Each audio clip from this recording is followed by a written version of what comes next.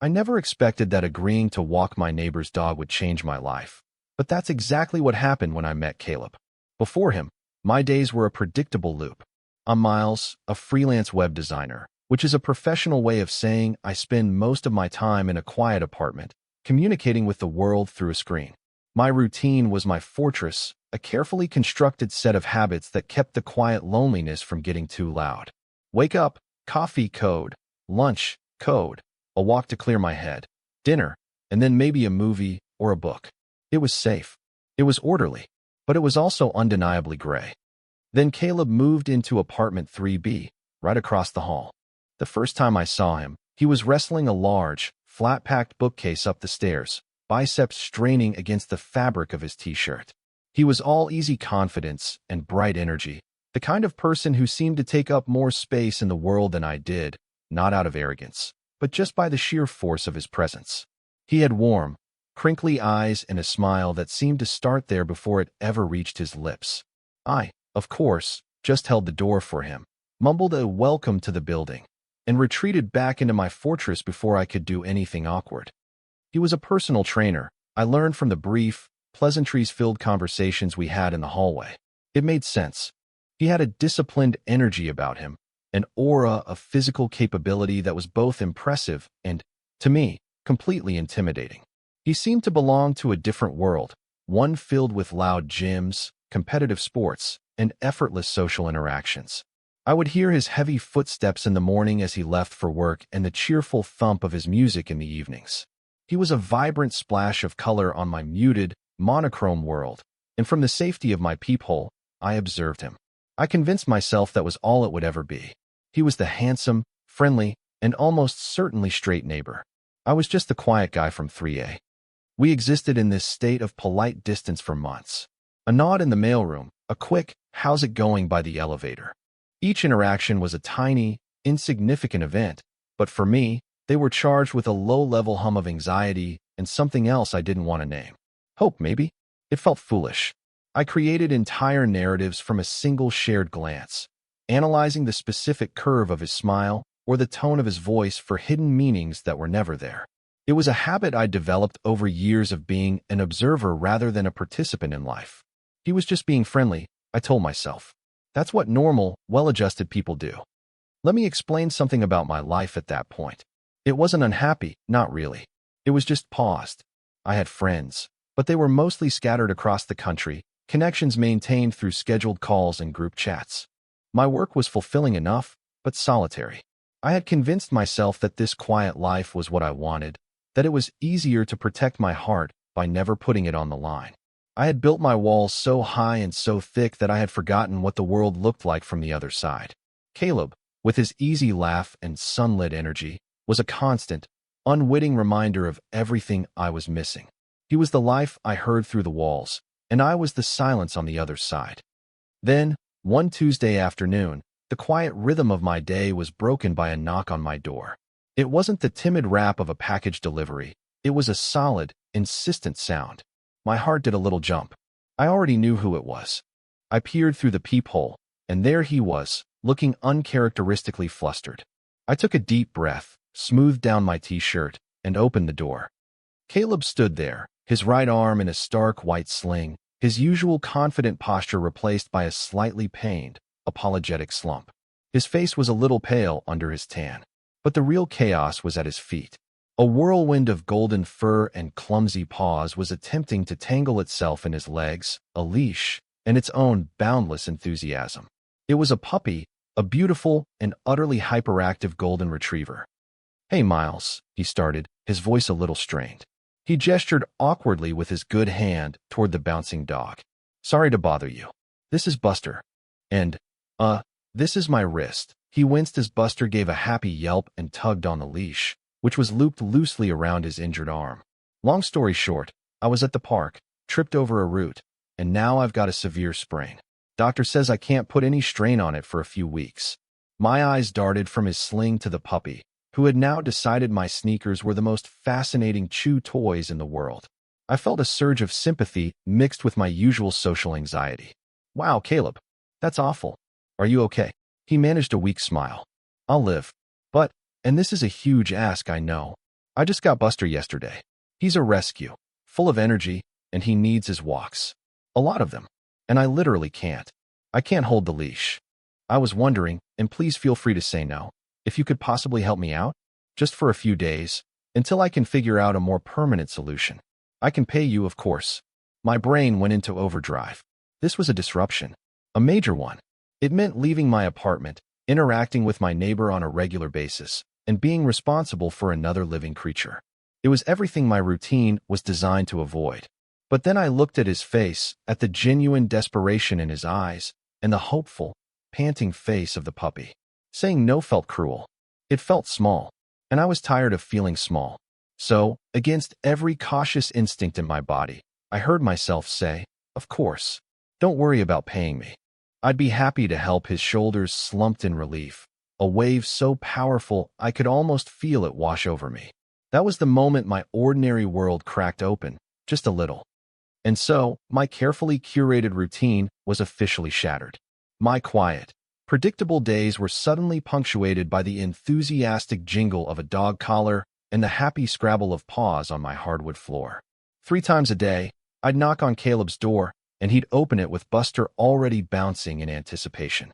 The first few walks were a chaotic mix of tangled leashes and puppy-induced detours. Buster wanted to sniff every blade of grass, greet every squirrel, and make friends with every passing stranger. He was a furry, 4-legged agent of chaos, and he was dragging me out of my shell one walk at a time. Let me take you back to those first few days. Initially, my interactions with Caleb were brief and logistical. I'd pick up Buster, we'd talk about the puppy's schedule, and I'd drop him off an hour later, usually muddy and exhausted. But Caleb seemed reluctant to let the interactions end there. He started insisting I come in for a minute when I brought Buster back.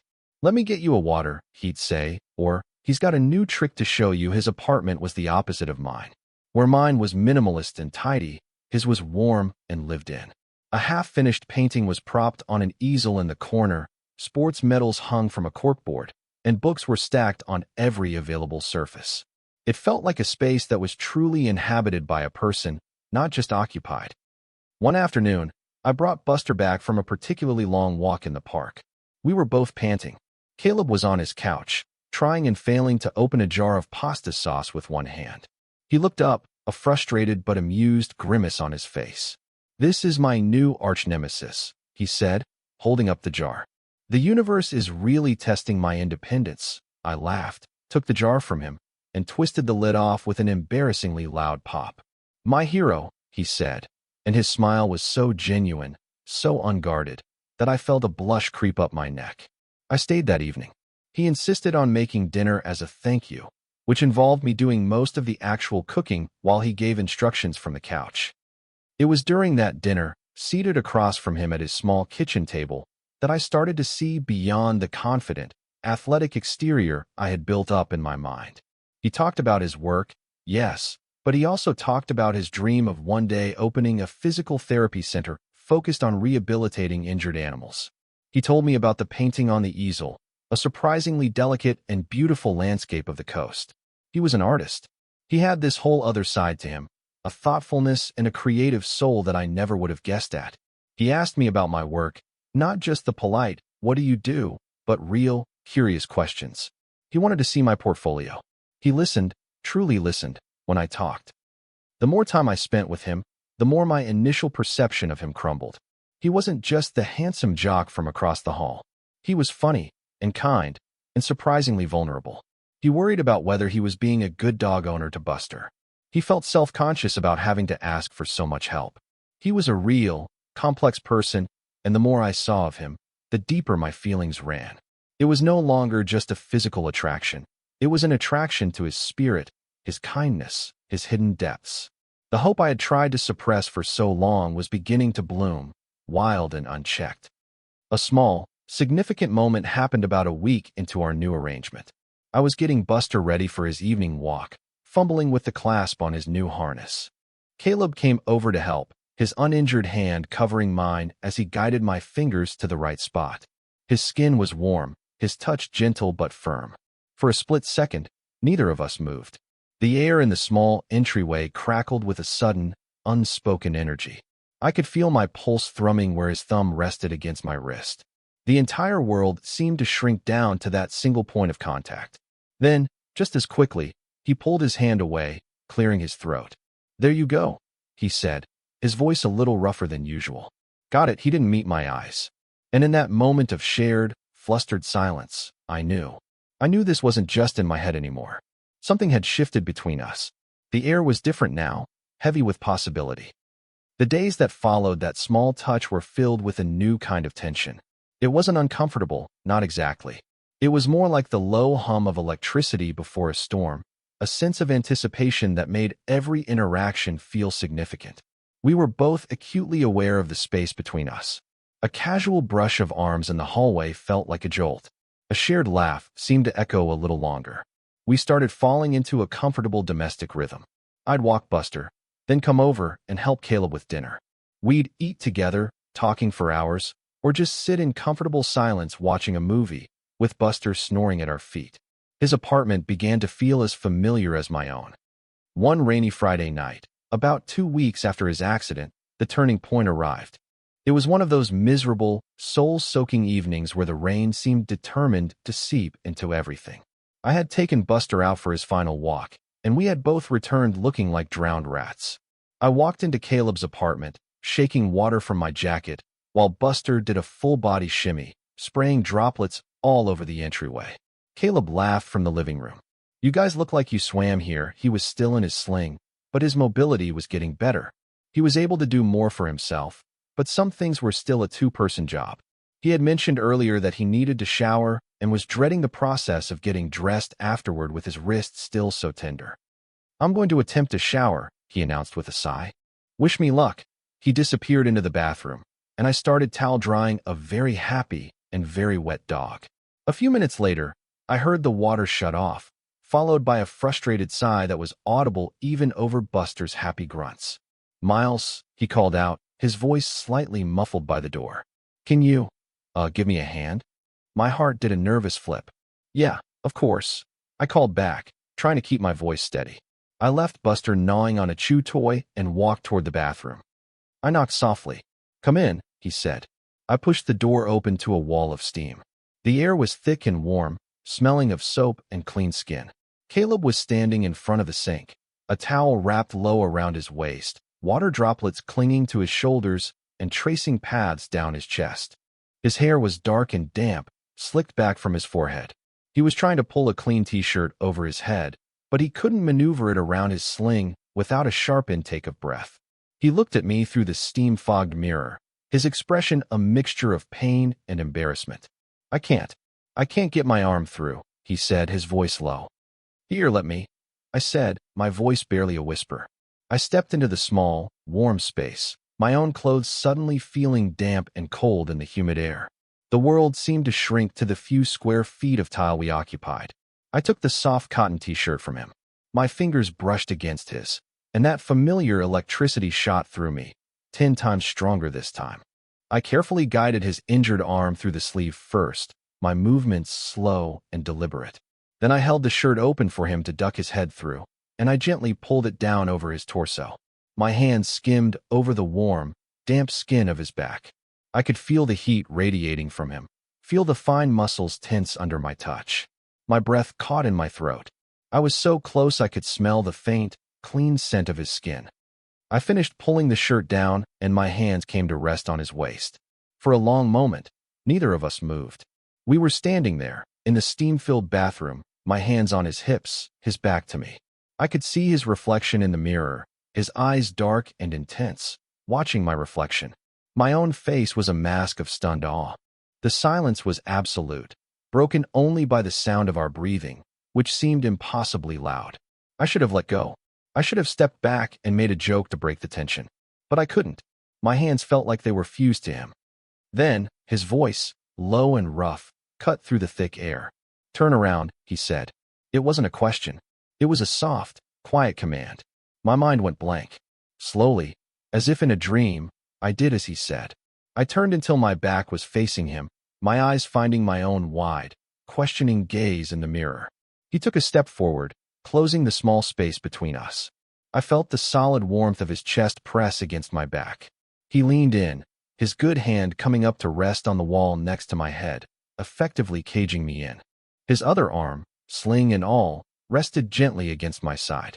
I felt his breath on my neck, warm and ghosting over my skin, sending a shiver down my entire body. I was pinned between the cold, slick surface of the mirror and the undeniable heat of his body. My reflection stared back at me, a stranger with a look of pure, unadulterated shock. He leaned closer, his lips just inches from my ear, and he breathed my name. Miles, it was just my name. But the way he said it, it was a question, a statement, a confession, all wrapped up in a single, shaky exhale. And in that moment, pressed against the mirror, I knew, with absolute certainty, that my life would never be the same. He didn't kiss me. He just held me there for a few seconds that stretched into an eternity, his breath evening out against my neck. Then, as slowly as he had moved in, he pulled back. The loss of his warmth was immediate and sharp. I heard him take a shaky breath behind me. I remained frozen, my palms flat against the cool, damp glass of the mirror, my own reflection a blurry watercolor of confusion and longing. I didn't dare to turn around. The silence in the small room was deafening, thick with everything that had just happened and everything that hadn't. Finally, he spoke, his voice strained and quiet. I should probably sit down. It was an escape. I knew it, and he knew it. Without another word, he slipped past me and out of the bathroom, leaving me alone with the steam and the ghost of his touch. I stood there for another minute, my heart hammering against my ribs so hard I thought it might break through. I raised a trembling hand to my neck, to the spot where I could still feel the phantom warmth of his breath. What just happened? The question echoed in the silent, empty space of my mind. It was the most intimate moment of my entire life, and it had been completely wordless, ending as abruptly as it began. I finally managed to unstick myself from the mirror and walked out of the bathroom. Caleb was sitting on the edge of his couch, staring at the floor, running his good hand through his damp hair. He didn't look up as I entered the room. The air between us was so thick with unspoken tension, I felt like I could barely breathe. The easy comfort we had built over the last 2 weeks had evaporated, replaced by this fragile, terrifying new awareness. I didn't know what to say. Should I pretend it didn't happen? Should I ask him what it meant? My mind, usually so adept at analysis, was a complete blank. I should get going. I mumbled, my voice sounding foreign to my own ears. Let Buster out one last time. It was a clumsy excuse. Buster was sleeping soundly, a furry lump by the door. Caleb just nodded, his eyes still fixed on a spot on the rug. Yeah, okay, he said. I grabbed my jacket, practically fled his apartment, and shut the door to my own place behind me, leaning against it as if to hold back the tidal wave of emotions. The fortress I had built for myself was in ruins. He had walked right through the gates, and now I was completely, utterly exposed. The next 2 days were torture. Pure, unadulterated, analytical torture. I replayed the bathroom scene in my head 1,000 times, examining it from every possible angle. The way he looked at me in the mirror, the warmth of his body against mine, the exact inflection of his voice when he said my name. It was a treasure trove of data, and I obsessed over it, trying to extract a definitive meaning. One moment, I was filled with a soaring, brilliant hope. He felt it too. He had to. The gesture was too deliberate, too intimate to be an accident or a misunderstanding. He wanted me. The thought alone was enough to make my stomach swoop. But then, the fear would creep in. Cold and rational, it would whisper doubts in my ear. Maybe he was just emotional. Vulnerable from the injury, lonely from the isolation. Maybe it was a moment of confusion he now regretted. His quick retreat, his refusal to meet my eyes afterward, that was the evidence that tormented me. He was embarrassed. He had crossed a line, and now he was pulling away, trying to pretend it never happened. The silence from across the hall was a damning verdict. We went back to how things were before the accident, only worse. There were no more shared dinners, no more casual knocks on the door. I'd text him when it was time for Buster's walk. He'd have the leash ready at the door, and our exchanges were clipped, polite, and excruciatingly brief. Thanks, man, no problem. The easy camaraderie was gone, and this strained, careful distance was all that was left. Every time I walked Buster, I felt like I was walking on eggshells. I was terrified of running into Caleb in the hallway. I dreaded the polite, meaningless exchange that was sure to follow. The hope that had been blooming so fiercely inside me was now wilting under the weight of his silence. I was back to being an observer, only now I wasn't watching from a place of safety. I was adrift in a sea of uncertainty, and the shore, any shore, even one of rejection, seemed impossibly far away. Was I supposed to bring it up? Was I supposed to be the one to risk everything by asking, what was that? The thought sent a jolt of pure terror through me. I couldn't. I was back behind my walls. Only this time, they felt like a prison. This agonizing limbo lasted for what felt like an eternity, but was probably only 48 hours. By Sunday night, I had analyzed, overanalyzed, and spiraled my way into a state of resigned misery. I had concluded that I had misread everything. The mirror incident was a fluke, a moment of weakness on his part that meant nothing. I had to accept it, put it behind me, and somehow figure out how to go back to being just the quiet guy in 3A. I was sitting on my couch, nursing a cup of tea and a bruised heart, when there was a knock on my door. My whole body went rigid. It was his knock. Solid. Certain. A wave of panic washed over me. This was it. He was coming to tell me he was sorry for the misunderstanding, to officially friend-zone me, to put the final nail in the coffin of my foolish hope. I considered not answering. I could just sit here in the dark and pretend I wasn't home. But that felt like the old Miles, the one who hid from everything. Taking a deep, fortifying breath, I walked to the door and opened it. Caleb stood there, his sling gone. He was holding it in his good hand. He wasn't smiling. His expression was serious, determined, and incredibly nervous. His eyes, which had been avoiding mine for 2 days, were locked directly on me. "Can I come in?" he asked, his voice quiet but steady. I just nodded, stepping back to let him pass. He walked into the middle of my living room, and then turned to face me, the defunct sling dangling from his fingers. The silence stretched for a moment, thick and charged. "I'm sorry," he said finally, breaking the quiet. "I'm sorry for being so weird the last couple of days. I acted like a coward. I just stood there, my hands shoved in my pockets, unable to form a response." He took a breath, like a diver preparing to plunge into deep water. "The truth is, Miles, I've wanted to do that, and more, for a long time. Ever since you held the door for me on moving day, I think.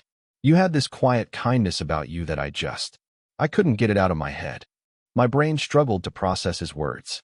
This was not the speech I had prepared myself for. Then the accident. I managed to ask, my voice barely a squeak. He let out a short, self-deprecating laugh, shaking his head. "The trip was real. I did sprain my wrist. But," he paused, finally meeting my gaze with raw vulnerability, "it wasn't that bad. Not really. I probably could have managed with Buster after the first day or two. The sling came off yesterday. I used it as an excuse." The revelation hit me like a physical blow. An excuse? An excuse for what? I whispered. "To spend time with you," he said, his voice earnest and impossibly soft. "I was too scared to just ask you out. I saw how you kept to yourself, and I didn't know how to bridge that gap. I thought you weren't interested. So I came up with this stupid, elaborate plan to force you to be around me. It was pathetic, I know, but then you were so kind, and so patient with Buster, and with me. And everything I thought I might feel for you, it became real. And that night in the bathroom, I lost my nerve. I freaked out because it all felt too real, and I ran." He took a step closer, his eyes pleading. "I like you, Miles. A lot. More than I think I've ever liked anyone. And I'm sorry I was a coward about it. But I'm done hiding." He was standing right in front of me now, so close I could see the flecks of gold in his brown eyes. All the anxiety, all the fear, all the overthinking of the past 2 days just melted away, replaced by a dazzling, terrifying clarity. He felt it too. He had felt it all along. A slow smile spread across my face, a real one, full of relief and a joy so potent it felt like it was lighting me up from the inside. "I like you too, Caleb," I said, and my voice was finally steady. "I have for months." A look of profound relief washed over his face, as if he'd been holding his breath this entire time. "Good," he breathed out. "That's really good." And then he closed the small distance between us, his hand coming up to gently cup my jaw, and he kissed me. It wasn't like the tense, charged moment at the mirror. This was confident, and sure, and full of all the words we hadn't been able to say. It was a kiss that felt like coming home. In the weeks that followed our conversation, the world shifted from black and white to vibrant, dazzling color. The awkward tension was replaced by an easy, comfortable intimacy. My quiet apartment was no longer so quiet. It was often filled with Caleb's easy laughter, the sound of his guitar as he practiced in my living room, and the happy snores of Buster, who had officially decided he had two homes and two favorite people. We fell into a new rhythm, one that was infinitely better than my old, solitary routine. We went on actual dates, to parks, to museums, to hole-in-the-wall restaurants he knew about. He held my hand in public, a simple gesture that felt like a bold declaration to the world. He showed me the finished version of his coastal landscape painting, and I hung it in my office, a constant reminder of the hidden depths I had been so lucky to discover. I showed him the complex architecture of the websites I built, and he listened with genuine fascination, his appreciation for my world making me feel seen in a way I never had before. He helped me tear down the last of my emotional walls, not by force, but with patience and unwavering affection. He encouraged me to be bolder, to take up more space, to believe that I was worthy of the happiness I was feeling. My fortress hadn't just been breached. We had dismantled it together, stone by stone, and built something new and beautiful in its place. A few months later, we were standing in my bathroom, getting ready to go out. The late afternoon sun streamed through the window, illuminating the dust motes dancing in the air. I was standing in front of the mirror, fixing my collar, when Caleb came up behind me. Best fake injury I ever had. I laughed, a real, uninhibited sound. It was no longer foolish to feel hope. It was just life. It's funny, isn't it? You can spend years building a safe, predictable world for yourself, believing it's all you need. And then someone knocks on your door with a sprained wrist and a hyperactive puppy, and you realize you weren't building a fortress at all. You were just waiting for the right person to give you a reason to finally step outside.